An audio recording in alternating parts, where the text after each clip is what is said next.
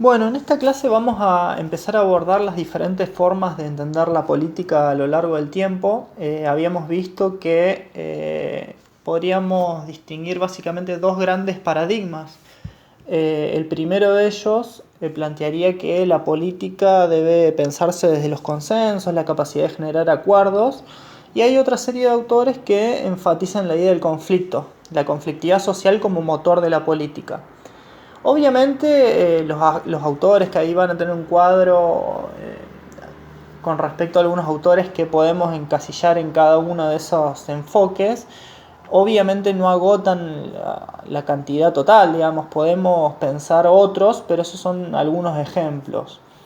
Básicamente en la política como consenso nosotros vamos a trabajar tres o cuatro perspectivas. Vamos a empezar a trabajar en la clase de hoy con Aristóteles, un autor ícono de la filosofía clásica. Después tenemos el caso de John Locke como el padre del liberalismo moderno. Después tenemos todo otro enfoque muy importante para la ciencia política, que es la idea de la deliberación. Los teóricos de la deliberación, ahí vamos a trabajar con un filósofo alemán que se llama Jürgen Habermas. Y después, finalmente, el pluralismo político. Pero en esta clase vamos a comenzar a trabajar con la perspectiva del consenso, particularmente con Aristóteles. Obviamente, antes de arrancar, quiero aclarar que no es que una de las perspectivas va a dar todas las explicaciones de las realidades políticas, sino que en realidad podríamos ver que también hay otras maneras de articular esas dos perspectivas. Y ahí tenemos algunos casos interesantes, como el pensamiento de Maquiavelo, de Weber, de Gramsci, como aquellos paradigmas que piensan también en la articulación entre la dominación, la coerción y la generación de consensos. En el caso de Chantal Mouffe, que también estuvimos trabajando, también desde algunas perspectivas podríamos pensarla como una mirada que busca articular esos dos conceptos. Pero bueno, vamos a comenzar con esta definición de consenso. Bueno, los teóricos del consenso en realidad lo que van a hacer es resaltar que para que haya política debería existir al menos potencialmente la posibilidad de llegar a esos acuerdos. Eso va a tener que ver generalmente con una idea que es la de bien común, ¿no? Para que se pueda desarrollar el bien común se tiene que estar por encima de opiniones, intereses personales. Y después habría una serie de variantes en torno a, bueno, cómo se llega a ese entendimiento o esos acuerdos. Vamos a comenzar con el pensamiento de Aristóteles. Como ustedes pudieron ver en el texto, uno de los conceptos centrales de la filosofía política de Aristóteles es la de bien común. Es decir, la política lo que tiene que hacer es buscar esa idea de bien común de los intereses que son colectivos, no intereses individuales. Esto lo va a distinguir de otras formas de pensar. Por lo tanto, recuerden que yo en las actividades les había preguntado cuál era la importancia de la idea de ciudad, de polis. Y lo que tenemos que ver con respecto al pensamiento de Aristóteles era que la polis era un espacio perfecto para la vida del hombre y para el ejercicio de la política por una serie de características. Estas características eran tres. Primero, que era un ámbito geográfico reducido, por lo tanto, al ser una comunidad pequeña, le permitía a los seres humanos, digamos, entrar en relaciones de tipo políticas. Era autárquica, por lo tanto, cada ciudad producía todo lo necesario para vivir. Y finalmente, era independiente políticamente. Es decir, cada una de las ciudades de estas polis que analiza Aristóteles eran independientes, es decir, no estaban sometidas a otras ciudades o poderes extranjeros.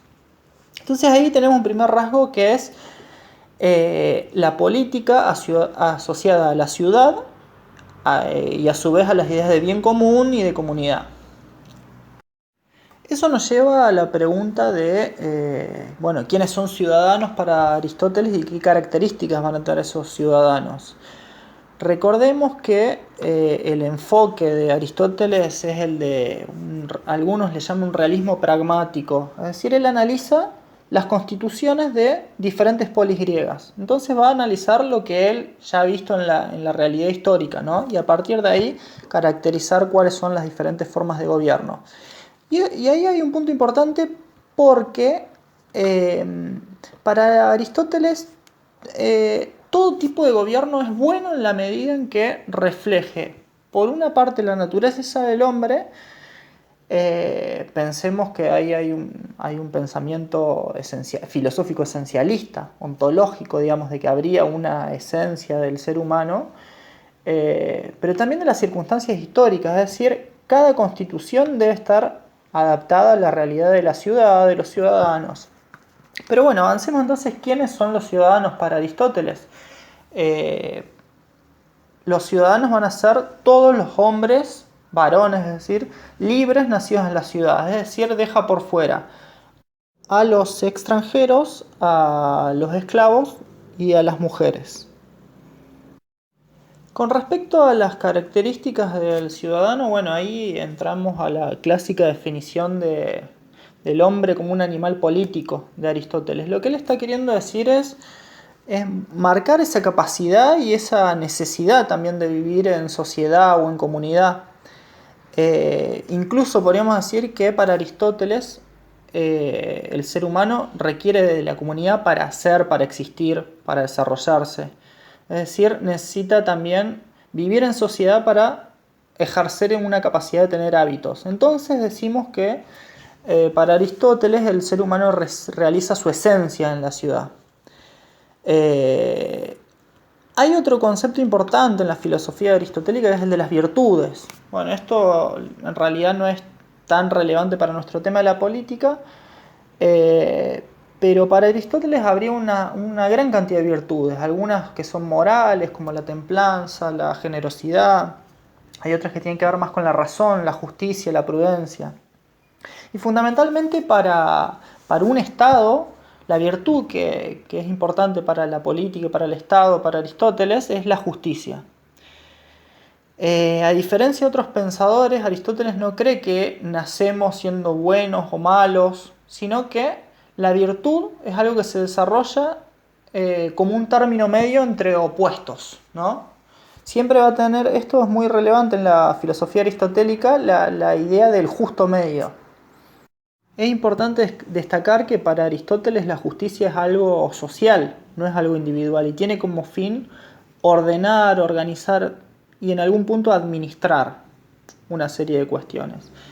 Entonces podemos volver a la idea de que la virtud política por excelencia va a ser la de ser justo y fundamentalmente pensar en el bien común.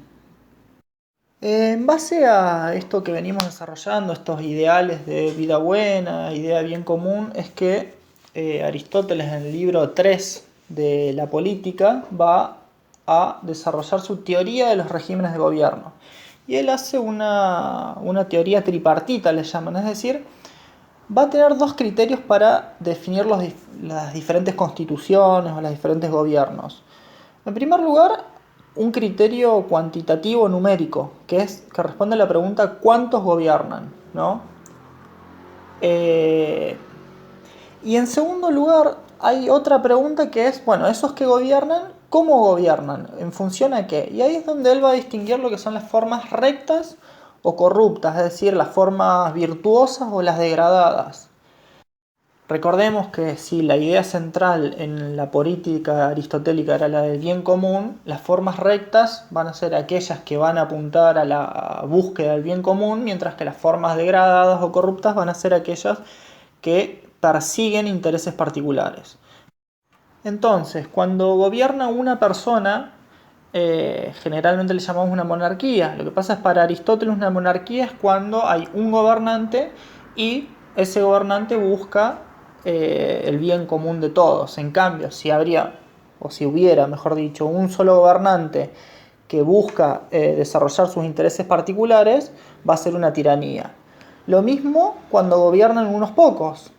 Ahí es cuando Aristóteles va a decir, bueno, el gobierno de unos pocos, pero que esos pocos son los mejores, los más aptos, va a ser una aristocracia. Mientras que un gobierno de los más ricos, pero que su objetivo va a ser reproducir su riqueza, digamos, no el objetivo general del bien común, va a ser la oligarquía.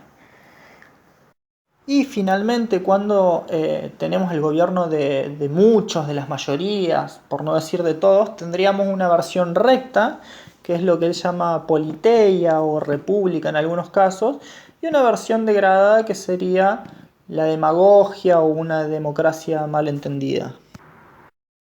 Ahí con ese aspecto nos vamos dando cuenta que la noción de democracia es sumamente problemática en Aristóteles. Hay una cuestión básica que es de traducción, digamos, que es muy... es difícil a veces realizar una traducción exacta, digamos, de las palabras griegas, pero asimismo nosotros lo que vimos es que hay como diferentes criterios a lo largo de su obra para definir cuáles son los mejores gobiernos. Recordemos que había, en primer lugar, un criterio historicista, es decir, el tipo de gobierno dependía de las características de los ciudadanos y de la capacidad de reflejar esa realidad natural. Había un criterio que era de si se buscaba o no el bien común, pero también había un criterio que tenía que ver con esa virtud, que es la prudencia. Por lo tanto, ahí nosotros vamos a ver que en Aristóteles, en realidad, al definir el mejor tipo de gobierno, él va a entrecruzar lo institucional y lo económico. Para Aristóteles es ya uno de los primeros autores en el que comienza a notar que el conflicto político tiene una base económica social. De ahí es que en vez de en algunos libros desarrolla su teoría de las tres tripartitas, digamos, de las formas de gobierno, cómo gobiernan y cuántos gobiernan, pero después en otros libros empieza a desarrollar más una teoría del gobierno que en realidad está trabajando con la oposición entre democracia y oligarquía. Pensémoslo así, si todos los hombres libres de la polis griega tienen plenos derechos, pero no son iguales en términos económicos, si volvemos a la teoría de las formas de gobierno, ahí lo que va a haber en algún momento es una presión sectorial, así sea de la mayoría de la población, no importa si es la mayoría o la minoría, pero hay una presión sectorial para resolver esas desigualdades económicas. De allí que lo que termine defendiendo en última instancia Aristóteles va a ser un tipo de democracia moderada con mecanismos oligárquicos, es decir, que esté fundada en la libertad, pero también en la riqueza. Y en la práctica, ¿qué es lo que hace Aristóteles? Bueno, defiende un derecho a la ciudadanía que dependa de ingresos, es decir, del censo, pero con una barrera que no sea tan alta como para impedir que la mayoría de los hombres libres que nacieron en la ciudad, obviamente, puedan acceder a los cargos públicos. Llegado a este punto, quiero hacer una pequeña reflexión en torno al concepto de democracia, ya que estamos muy acostumbrados a marcar en Atenas particularmente, en el siglo VI y V a.C., el origen de la democracia.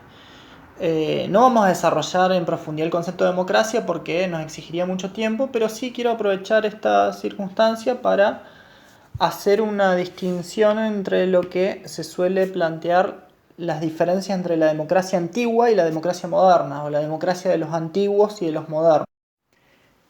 Esa distinción entre idea de lo antiguo y lo moderno viene de un francés que allá por el siglo XIX hizo un planteo en torno a cómo era la libertad en la época de la antigüedad y en la época de la modernidad. Entonces él habló de libertad de los antiguos y de los modernos. Y a partir de allí también se empezó a problematizar sobre el concepto de democracia. Yo en general tomo a un politólogo italiano que se llama Giovanni Sartori, que tiene en un libro que hace 30 lecciones sobre el concepto de democracia. Hay un capítulo muy corto que está dedicado a esta idea de democracia antigua y democracia moderna. Y ahí lo que va a decir es que esos dos tipos de democracia en realidad lo único que comparten es el criterio de legitimidad. Es decir, la idea de que hay un gobierno del pueblo, pero en todo lo que lo complementa van a diferir. Para Sartori, la democracia antigua era una forma de ejercicio directo del poder. Y, por otra parte, vemos que no preveía la idea de representación. No significa que no había ciertos representantes, lo que pasa es que vimos que esos cargos, digamos, que podían ejercer los ciudadanos era por un momento muy limitado, había muchos cargos que eran por sorteo. Entonces ahí lo que vemos es que uno de los rasgos fundamentales de la democracia antigua era que todo ciudadano podía tener una magistratura, esa es la idea central, y fundamentalmente eso tenía un carácter muy real por el carácter reducido de la polis, no como hoy en día que a la posibilidad de que todos podamos ser gobernantes hay que sumarle una serie de dificultades prácticas. En cambio, la democracia moderna, en vez de ser una forma directa de ejercicio del poder, es, por el contrario, un sistema de control, una forma de limitar el poder. Y, a su vez, el otro rasgo importante es que va a implicar una transmisión representativa. Es decir, la idea de representación, de gobierno representativo, va a ser fundamental desde la modernidad en adelante. Entonces, para Sartori, esa extensión reducida de la polis le va a permitir estos mecanismos democráticos directos, podríamos decir, como la decisión por aclamación, la existencia en consejo, las magistraturas por sorteo, una rotación de los cargos que era muy rápida. Sin embargo, él va a decir que esa comunidad, esa pequeña ciudad devenida comunidad, va a tener una incapacidad muy grande para crecer, va a estar limitada al espacio que instituye el poder. De allí que Sartori esté en contra de todos los autores que le llaman ciudad-estado a las polis. En realidad dice no, es una ciudad-comunidad y el concepto de estado es un concepto totalmente moderno. No es extraño incluso que durante muchos siglos dejó de hablarse de democracia y comenzó a preocupar más el tema del Estado, hasta que en algún momento histórico lo que ocurrió es que se articularon estos conceptos que venían de tradiciones diferentes. En síntesis, para que haya sido posible ese carácter directo del ejercicio del poder, tuvo que existir, bueno, primero que nada el carácter reducido de la polis, esa polis pequeña que hacía posible un ideal de bien común.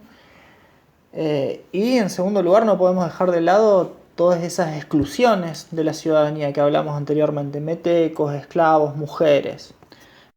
De ahí que Sartori, como muchos otros autores, ven la democracia moderna un juego de suma positiva y un modelo de democracia que, aunque con menos pretensiones, sería más realizable en el contexto actual, contemporáneo, ¿no? No obstante, esa tensión entre los aspectos directos de la democracia como ejercicio de poder y los aspectos delegativos, representativos, han enriquecido las discusiones políticas a lo largo de toda la historia.